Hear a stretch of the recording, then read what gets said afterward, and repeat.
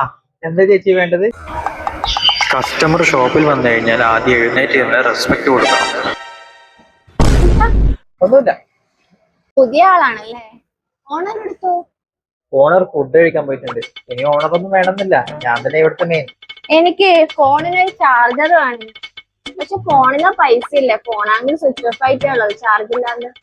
ഓ, കസ്റ്റമർക്ക് എന്ത് പ്രശ്നം ഉണ്ടെങ്കിലും നിന്റെ കഴിവും ബുദ്ധിയും ഉപയോഗിച്ച് പരിഹരിക്കണം.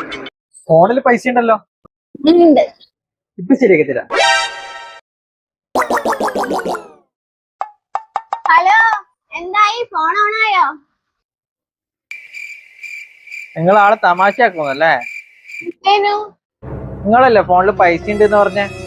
ആ ഉണ്ടല്ല. ഞാൻ മൊബൈല് ഫുള്ള് തുറന്നു നോക്കി, ഇതിലടി പൈസ ഉള്ളേ.